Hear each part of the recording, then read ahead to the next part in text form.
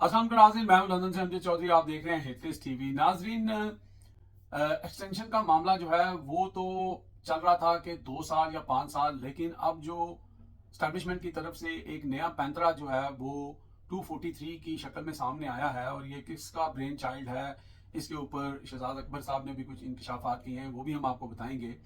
और मुस्लिम लीग नून जो है वो पूरी तरह इस वक्त शिकंजे के अंदर फंस चुकी है, क्योंकि मुस्लिम लीग नून ने अपनी तरफ से कोशिश ये की थी कि ये 2 साल की एक्सटेंशन वाला मामला रखें और जो भी लॉलीपॉप देने की कोशिश की गई कि जी 5 साल जो हैं फिर वो ये मसला हो जाएगा, वो मसला हो जाएगा, तो हम ही हैं तो आगे भी कर लेंगे।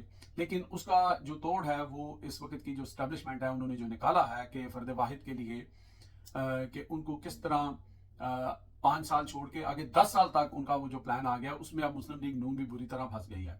अब होगा क्या और क्या हो सकता है, इसके ऊपर बात करेंगे। इस वक्त सोशल मीडिया के ऊपर ही सिर्फ बात हो रही है 243 को लेकर। बाकी आप देखें कि मेन स्ट्रीम मीडिया के ऊपर बहुत सारे ऐसे जर्नलिस्ट हैं जो ये क्लेम करते हैं कि उनको इसके ऊपर बात करने की इजाजत नहीं है, ना ही नून लीग वालों को है, बल्कि नून लीग वाले जो हैं वो तो बेइज्जत हो रहे हैं। उनको कामरान शाहिद जैसे लोग जो हैं वो जो एक व्हाट्सएप के ऊपर मैसेज आया हुआ है वो जब उनके नुमाइंदे आके वहाँ पे बोलने लगते हैं तो उससे पहले ही कामरान शाहिद उनको वो बता देते हैं आप ये कहेंगे, और फिर वही वो सब कुछ कहते हैं तारक फजल चौधरी साहब। और फिर फैसल वाडा और कामरान शाहिद जो हैं वो एक खसियानी हंसी जो है वो हंसी जो है वो हंसते हैं और एक दूसरे के हाथ पे हाथ मारते हैं। तो हालात जो है यहाँ तक पहुँच चुके हैं। अलबत्ता इमरान खान की जो स्टेटमेंट है, जो उन्होंने उनकी ट्वीट आई है, उससे भी बड़ी तकलीफ है। लेकिन आपको पता है कि इमरान खान ने जितने भी जो भी डील कह लें या बातचीत कह लें, उस तमाम चीज़ों के दरवाजे तो बंद पहले से कर रखे थे, लेकिन इस ट्वीट के बाद उन्होंने ये साबित कर दिया है कि वो सिर्फ और सिर्फ लड़ने के मूड में हैं, वो किसी किस्म की कॉम्प्रोमाइजिंग सिचुएशन में आने के मूड में नहीं है। सुहेल अफरीदी जो हैं वो आज बड़ा ही गरजे हैं, बरसे हैं, और उनके जज्बात और उनके अल्फाज जो हैं उनकी बॉडी लैंग्वेज का साथ दे रहे थे। किस तरह उन्होंने बताया कि ये जो कबाइल के लोग हैं उनके साथ किस तरह ज्यादती होती थी और उनको किस तरह तशबीह दी जाती थी कि आप में और कुत्ते में कोई फ़र्क नहीं है। ये बात भी हम आगे चल के आपको बताएंगे। अलबत्ता जो एक सहाफ़ी बड़े दल हर दिल अजीज़ थे जवेद चौधरी साहब, उनको उनके चैनल से जो है वो फ़ारिग कर दिया गया मुबैना तौर पर। उसकी जो वजूहात वो बता रहे हैं या फिर जो सोशल मीडिया के ऊपर आ रही हैं वो भी हम आपसे डिस्कस करेंगे कि ये क्या हुआ कि इतने हर दिल अजीज़ जो जवेद चौधरी साहब थे, जो बहुत तरह के काम टैलेंटेड आदमी हैं, वो तेल शेल भी बना लेते हैं, दूसरी दुकानदारी भी चला लेते हैं, लेकिन आखिरकार वो भी इसी चक्की के अंदर जहाँ पे लोगों को नौकरी से फारिग किया जा रहा है वो क्यों हुआ है। तो अब जल्दी जल्दी इन तमाम जो खबरें हमने आपको बताई हैं इसके ऊपर बात कर लेते हैं। सबसे पहले तो हम बताते हैं कि जनाब चीफ मार्शल साहब जो एक्सटेंशन मांग रहे थे 5 साल की, जो बड़े दिनों से ये सिलसिला चल रहा था, और नवाज शरीफ और नून लीग की हुकूमत जो है वो 2 साल पर थी, जो उनको ऑलरेडी मिली हुई है। तो बात ये हो रही थी कि जनाब ये 2 साल चलाएं तो फिर आगे भी हम कर लेंगे। तो फिर बताया ये जा रहा है, शहजाद अकबर साहब की खबर है कि जो मोहसिन नकवी हैं मुबैना तौर पर उनका ये ब्रेन चाइल्ड है, ये जो अब 243 के अंदर चेंजिंग करके उनको तीनों अफवाज का सरबराह बनाया जा रहा है। और फिर उससे जो उनके अख्तियारात हैं वो अगर सदर से ज़्यादा नहीं तो कम बिल्कुल भी नहीं होंगे। और बहुत देर से लोग ये बात कर रहे थे कि जब भी आर्मी चीफ बाहर जाते थे तो शहबाज शरीफ जो हैं वो रिप्रेजेंट करते थे, वो मेन कुर्सी पे बैठते थे क्योंकि एक इलेक्टेड मेंबर थे। तो चूंकि इसको आईनी कवर देने की वजह यही है कि उनको एक आईनी ओहदा दिया जाएगा, ताकि अब नेक्स्ट टाइम जब भी आर्मी चीफ कहीं पे जाएंगे, अगर शहबाज शरीफ होंगे तो शहबाज शरीफ पीछे बैठे होंगे, आर्मी चीफ जो है वो फ्रंट सीट पे होंगे। तो ये बड़ी देर से बहुत सारे यूट्यूबर्स जो है इसके ऊपर बात कर रहे थे कि इससे नीचे बात बननी नहीं है। तो ये जा रहा है कि ये सारा प्लान जो है वो मोहसिन नकवी साहब का है, ये जो 243 के अंदर एक आईनी ओहदा बनाने का और ये सारा मामला है। तो इसमें अब नून लीग जो है वो फंस गई है, क्योंकि पहली बात तो ये है कि 5 साल का ये आईनी ओहदा होगा, फिर 5 साल के बाद इसकी एक्सटेंशन भी जो है होगी। तो आगे जब इलेक्शन आने हैं तो कहते नौकरी की तो नखरा की, तो मुझे नहीं लगता कि नून लीग कहीं पे एग्जिस्ट कर रही होगी, इस पोजीशन में होगी कि वो कोई अपनी राय दे सकें या अपना फैसला कर सकें। और ये भी बताया जा रहा है कि जो करने वाले हैं, ताकतवर हैं, उनको ना वैसे ही पसंद नहीं है। और ये बीच में जो कहते दूध दिया मेंगने डालकर ये जो काम किया गया है ये भी भूला नहीं जाएगा। और अनकरीब आप देखेंगे बहुत सारे लोग जो हैं इसके ऊपर बात कर रहे हैं, मैंने भी इसके ऊपर बात की है कि नून लीग का खास तौर पर और फिर पीपल्स पार्टी का भी साथ साथ बुरा वक्त जो है वो आया जाता है। और जो ही ये सारी चीज़ें हो जाएंगी, अभी तो सारा कुछ मीठा मीठा हप हप है, लेकिन बहुत जल्दी आप देखेंगे कि कड़वा कड़वा थू थू होगा। और मैंने पहले भी कहा था, मैं थोड़ा टाइम फ्रेम लंबा दे रहा था, लेकिन कुछ ऐसे सीनियर यूट्यूबर्स हैं जो कह रहे हैं कि नहीं, ये बहुत जल्द होता हुआ नजर आएगा। और फिर वही बात होगी कि चोई साहब बंदे दो ही नहीं कि तुसी ते एक मैं, तो फिर वो अगला कहता है कि तुसी भी की हो, फिर मैं ही मैं।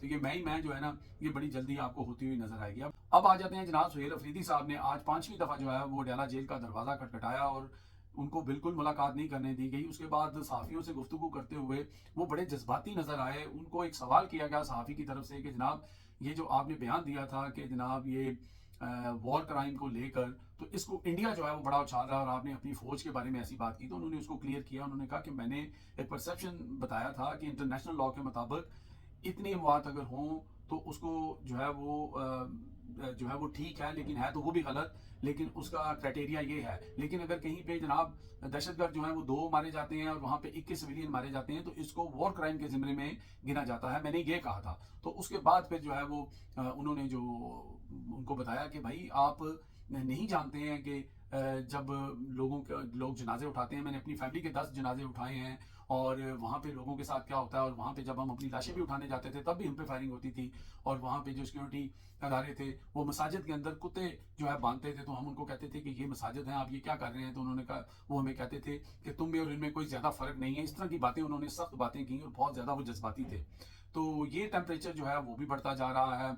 और दूसरी तरफ जो प्रो स्टैब्लिशमेंट जर्नलिस्ट हैं वो धमकियाँ देने पर भी उतरे हुए हैं। सुहेल अफरीदी को भी कह रहे हैं। कल कामरान शाही साहब एक प्रोग्राम में, यानी वो, अब मैं क्या कहूँ कि ये जर्नलिस्ट की लैंग्वेज होनी चाहिए कि नहीं होनी चाहिए, तो उन्होंने जब बात करते हुए उन्होंने कहा कि यार आप इनको कितना मारोगे, मार ही दो इन सालों को मार क्यों नहीं देते, यानी कि साला एक गाली दी जाती है। तो इस तरह की गुफ्तगू जो है वो कुछ सहाफ़ी जो है वो, या जो एंकर पर्सन है वो टीवी पे बैठ के कर रहे हैं। तो बहरहाल इमरान खान का स्टांस आपने सुन लिया, उनकी ट्वीट को भी आपने देख लिया कि उसके ऊपर भी बड़ी तकलीफ है।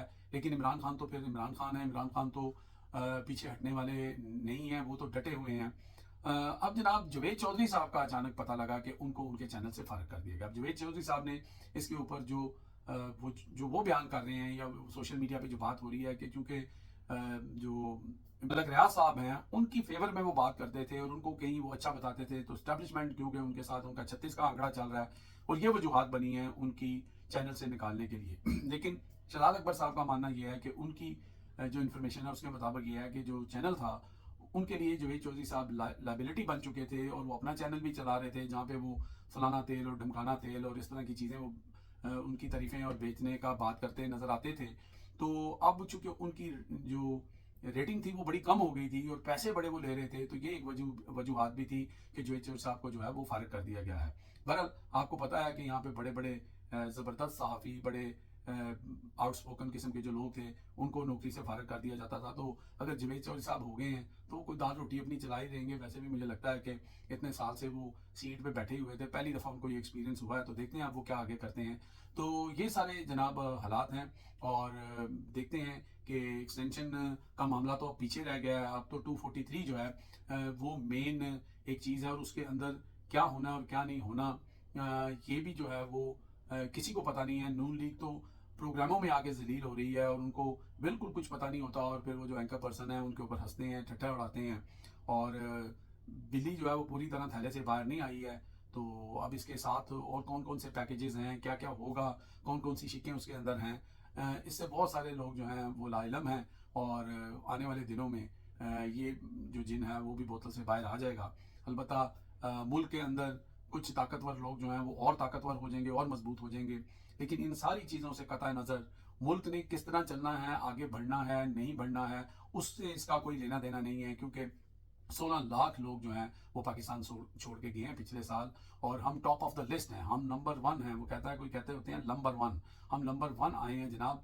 और हमारा जनाब जो सेकंड नंबर पे है वो सूडान है और फिर चाइना के 5 लाख हैं, इंडिया के 9 लाख हैं, उनकी उनकी आबादी का हुजम देखें आप कि वो कितनी बड़ी आबादी है, और हम 16 लाख जो हैं वो हमारे जा चुके हैं। और दूसरी तरफ 50 मुल्कों की लिस्ट जो है वो जारी हुई है, जो 50 इस वक्त टॉप पे मुल्क हैं, उसके अंदर हमारा नामो निशान नहीं है, हम कहीं नज़र भी नहीं आ रहे दूर दूर तक। लेकिन हमें 3 साल से यही कहानियाँ सुनाई जा रही हैं कि जनाब टेक ऑफ कर लिया है, अब ये होगा, ये आएगा, वो आएगा, लेकिन हम उस लिस्ट में कहीं नज़र नहीं आ रहे हैं। आप अंदाज़ा करें कि इंडिया वहाँ पर 12वें नंबर पर है, और बांग्लादेश जो है, जो हमारा बाजू टूटा था हमसे, वो वहाँ पे 47वें नंबर पे है। लेकिन अल्हम्दुलिल्लाह हम वहाँ पे कहीं नज़र नहीं आ रहे हैं, और हम आइंदा भी नज़र नहीं आएंगे। जो हालात जा रहे हैं, जिस तरह यहाँ पे वन मैन शो के लिए सारा आइन चेंज हो जाता है, सारा कुछ हो जाता है, तो फिर भाई ये तरक्की मुल्क की नहीं होनी है, ये इंडिविजुअल की होनी है, और वो होती रहेगी। अब तक के लिए इतना ही। देखते रहे मेरा channel headlines by Amjad Chaudhary.